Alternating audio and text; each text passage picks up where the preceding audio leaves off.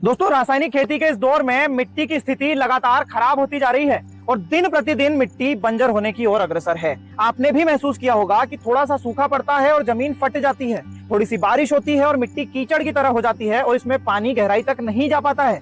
मिट्टी का पीएच भी बढ़ता जा रहा है और ऐसी मिट्टी से पौधे न्यूट्रिएंट्स भी प्रॉपर्ली अपटेक नहीं कर पा रहे हैं, जिसका असर हमें सीधा उत्पादन में लॉस के रूप में देखने को मिल रहा है। लेकिन मिट्टी की इस स्थिति को सुधारा जा सकता है, लेकिन कैसे? आइए जानते हैं मिट्टी को बंजर होने से कैसे रोकें। चलिए शुरू करते हैं। दोस्तों, मिट्टी का बढ़ता बंजरपन एक उदाहरण के माध्यम से हम समझ सकते हैं। आज से 10 से 15 साल पहले की अगर खेती देखें तो 30 से 35 एचपी का ट्रैक्टर ही खेत की जुताई और सारे काम कर देता था। लेकिन आज वही काम 50 एचपी के ट्रैक्टर से भी नहीं हो रहे हैं, क्योंकि मिट्टी लगातार कठोर होती जा रही है।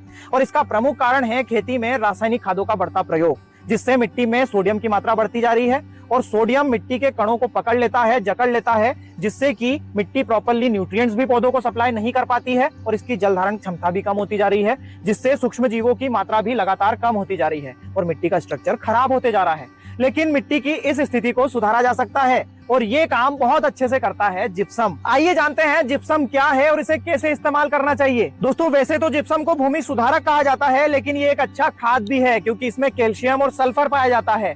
जब खेती में हम जिप्सम का प्रयोग करते हैं तो मिट्टी के कणों के ऊपर मौजूद सोडियम को कैल्शियम रिप्लेस कर देता है और सोडियम सल्फर से क्रिया करके जमीन में नीचे लीच आउट हो जाता है।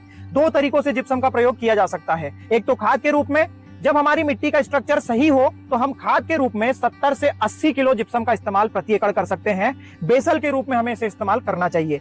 दलहनी और तिलहनी फसलों के लिए तो बहुत ही उपयोगी खाद है ये। और दूसरा, जब हमारी मिट्टी कठोर हो चुकी है और हम सॉइल का स्ट्रक्चर सुधारना चाहते हैं तो 2 क्विंटल प्रति एकड़ के हिसाब से जिप्सम डालें और उसके बाद खेत में पानी भर दें, जिससे कि सोडियम लीच आउट हो जाएगा जमीन के अंदर और मिट्टी का स्ट्रक्चर रिस्टोर हो जाएगा। अब किन किन फसलों के लिए जिप्सम का इस्तेमाल किया जा सकता है?